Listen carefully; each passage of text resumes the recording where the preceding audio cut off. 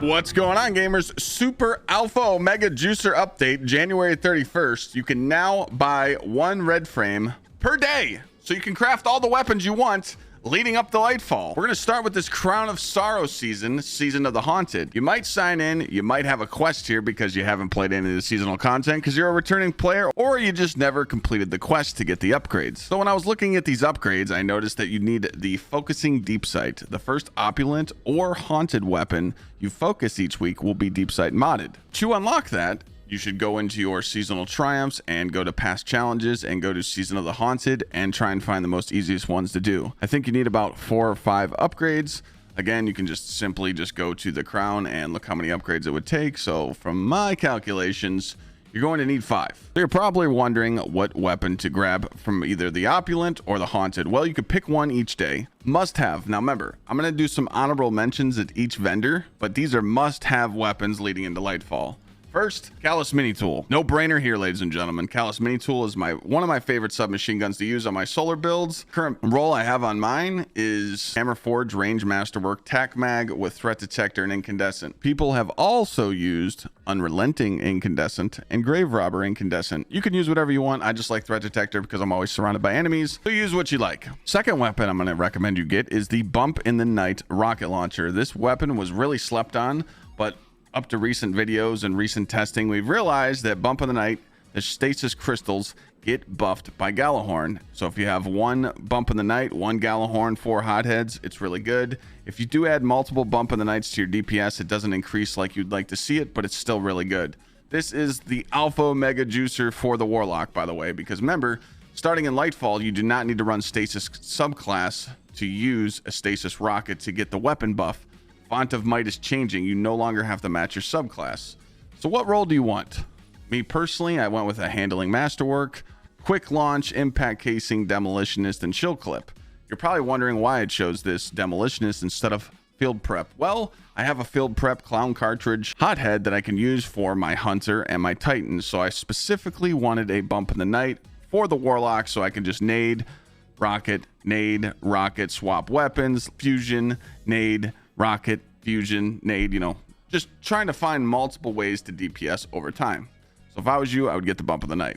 Lastly, what weapon are you going to go for here? I made a video on this earlier. Hollow Denial double special meta could be a really good loadout for you in Lightfall because sometimes it's tough to get heavy ammos to drop. You will also be seeing me run double special in the day 1 raid. If I'm short on any heavy ammo bricks going into DPS in the day 1 Lightfall raid, I'm switching to double. I'm literally switching to double special and I'm putting it on. And here's why. Lead from gold. So as I'm getting special ammo drops or heavy drops, when I get the heavy ammo to drop, it's gonna give me special ammo for Hollow Denial. This is a no-brainer. I think it's a must-have. It's up to you though. It's the only trace rifle that drops lead from gold. So if I was you, add it to your arsenal. So that's going to be 3 weapons that I suggest you get from Season of the Haunted. How do you get them? How do you farm this stuff? Well, it's pretty simple.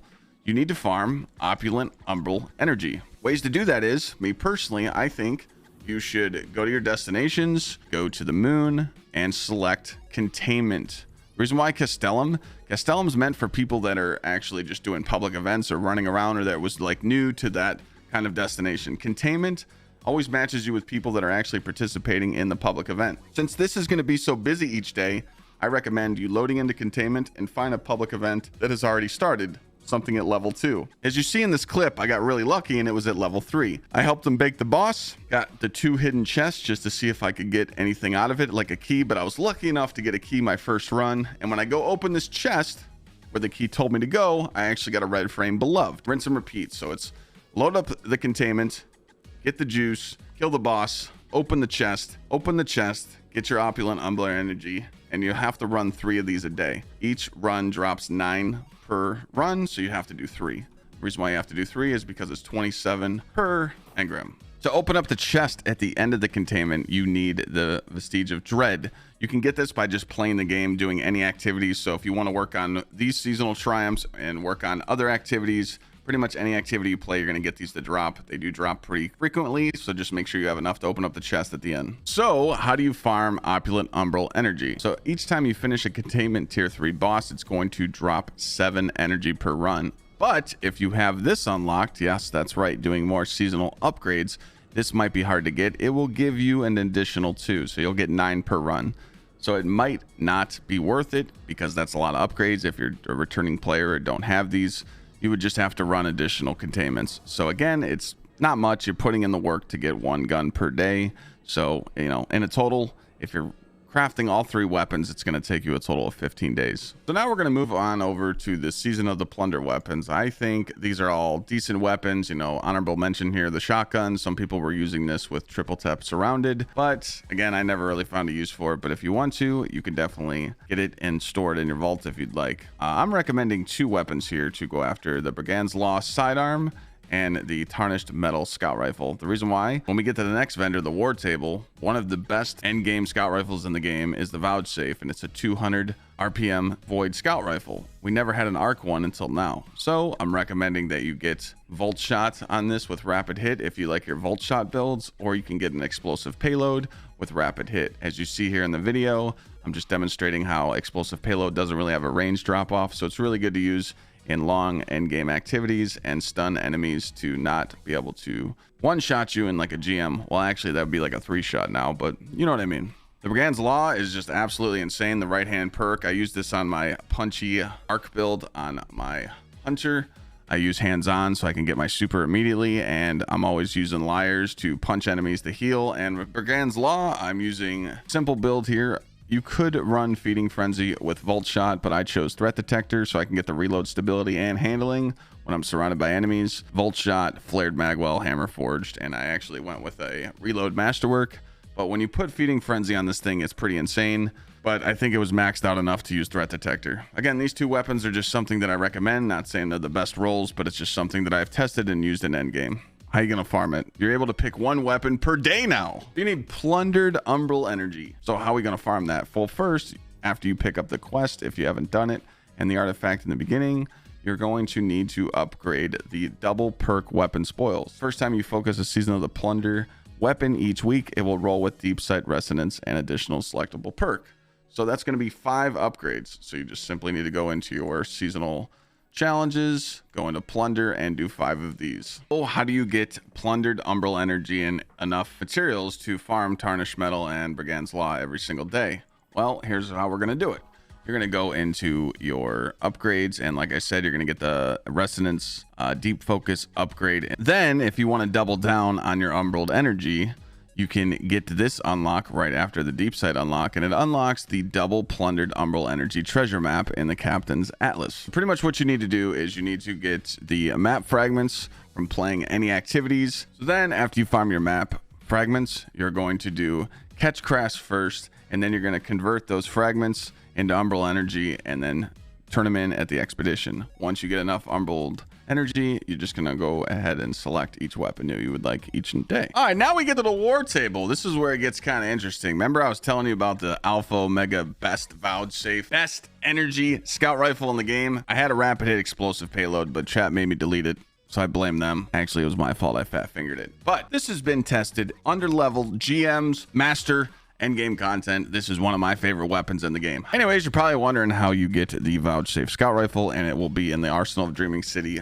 focused umbral engram. Go ahead and turn them in until you get 1 every 20. Good luck. Now you're probably wondering what weapons to get. A lot of people are going to suggest you get a pulse rifle for PvP, but let's all just sit down here and think about it. No Time to Explain will run you with this. And we got Horror's Least. I personally like Horror's Least better, but they just nerfed kill clip. But Peace of Mind is really good. It's just, I feel like if you're going to use a pulse rifle in PvP, use No Time to Explain. There's no reason to get Thoughtless because there's other snipers in the game like Secession. I crafted this with Overflow and Firing Line, and it's sat in my vault. Sweet Sorrow. I like this auto rifle, but they need to buff auto rifles. If you do want this, Land Take perk does give you a lot of resistance. It did help me in day 1 Vow, but if you want to go for perks on it, I would go for Stats for All and 1 for All. People like this bow as well, Under Your Skin. I don't really use it. I've never had to use it, so I'm just going to skip this one. But again, if you want to use it, let's just get to Explosive Personality, the only solar wave frame grenade launcher in the game. Again, you got buffed perks on it like Disruption Break, Golden Tricorn. It does come with auto loading. This thing is an Omega Juicer, and it could be really good with your double special builds or add clearing killing the solar shields and working it in with your solar 3.0. So if you want the unlock every single day to get the red frame, you're going to need Deep Sight Requisition. The first time you decrypt an umbral engram into a seasonal weapon each week, it will have Deep Sight Resonance. Me personally, I think that's all you need. So how do you get Risen Umbral Energy? You're gonna have to do psyops until you don't like it anymore, because me personally, I don't want to go back there and do it ever. But it's not that bad. To focus it, you only need 9. So run a couple psyops, get your Risen Umbral Energy at the end, and come and decrypt the engram each day on which weapon you would like. If you're wondering how to farm intel, literally just by completing any Throne World campaign mission or any activity, you could do 2 at 1 stone here. You can farm alloys by doing the weekly story mission of Witch Queen and get these to drop, and also farm intel. 2 birds, 1 stone, I would do it. So once you farm some intel, do some psyops and open the chest at the end and get enough energy to focus the weapon.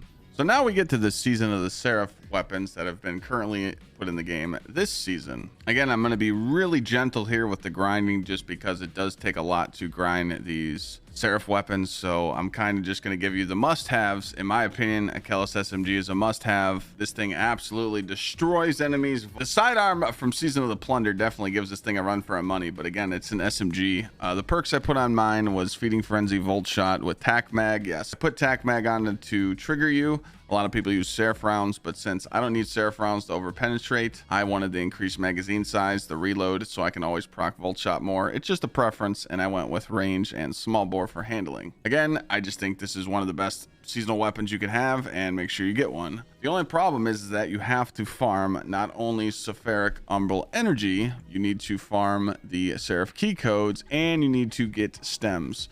So what I noticed was, to get these stems, it's just account-wide activities. So whatever you do in the game, if you beat like a dungeon encounter, if you do 1 boss encounter, play the game, you're gonna get stems to drop anyway. So it's not bad. I mean, you get 4 to grab this submachine gun each day. So literally, you'll end up having them anyway. I just wanted to explain it. Since you're gonna be farming a lot of Sephiric Umbral Energy for getting the SMG and the other weapons, you're probably going to want to know how to get the Seraph key codes. Now, me as a group, what I did is I went into the investigation mission and I did the end. It took me about 45 seconds to complete the mission because we saved the checkpoint, and I was getting like 600 a run. Kind of insane. But you might not have 4,000 because I have the upgrade, so you might only be at 2,000. So again, I'm not going to sit here and give you a long list of activities to do, but you get it. Complete activities in the game, get Seraph key codes, go spend them at the Battlegrounds activity. So what weapons should you decrypt? Just wanted to point out, to focus the upgrades, you need the Ikelos weapon focusing and the Sephiric weapon focusing up here. So me personally, I think if I could choose all these weapons, what would I get? Me personally, I think Judgment Glaive is really good. It has a close to melee perk on it. You need to get a ranged kill. You can stack it with Synthoceps, Worm Gods, other melee exotics on each character. If they do buff glaives, close to melee perk is busted. It can absolutely destroy bosses. 3 people can run this. 3 people can proc the perk and just beat the shit out of every single boss that you're doing, such in strikes, nightfalls, dungeons, raids, etc. I always like to point out these custom perks they put into the game, like close to melee, so it's up to you. Is it a must-have? Not really. Retrofit Escapade is definitely something as a must-have. The reason why is because it has target lock, 4th times the charm, and extended mag. This was usually used on a Gyrfalcon build on the Hunter, but since you can't reproc the volatile rounds as much as you can anymore, if they buff machine guns for DPS and we're not using something like Xenophage, target lock can buff up to 50% and spool up and proc 4th times the charm with the extended mag, and you barely have to reload, so this DPS weapon could be good. Path of the Least Resistance Trace Rifle is really good. I think personally you could put Shoot the Loot and Volt Shot on it. Subsistence really doesn't work well with the perk Volt Shot, and if you have stats for all on it, yes, you do get your abilities, but it's kind of nice to have a Trace Rifle on. If you see ammo on the ground, you can shoot it and it picks it up for you. You never know if you're in an end game raid or you're in a Nightfall and a pack just buy a champion and you don't want to risk it by pushing up. So again, is it a must-have? I don't think so. Since they're going to nerf linears, Fire and Forget To me, I wouldn't waste your time, but if you would like to get one, go for it. A lot of people use the field prep mod on this for the reload. Me personally, I just don't like this weapon, and I might regret it down the road if it's busted. But since they're going to nerf the fire and forget linear fusion rifles, I'm not really worried about it. So I just want to make a quick video on each season on what weapons to get, how to get them, and why. Again, this is all just personal preference. You can use whatever weapons you like, but since now you can buy red frames every single day from these vendors, I just wanted to show you some quick and easy tips. If I forgot anything, I'm sorry, because I wanted to get this out pretty quick. So don't forget to sub, and I'll see you in the next one. Peace.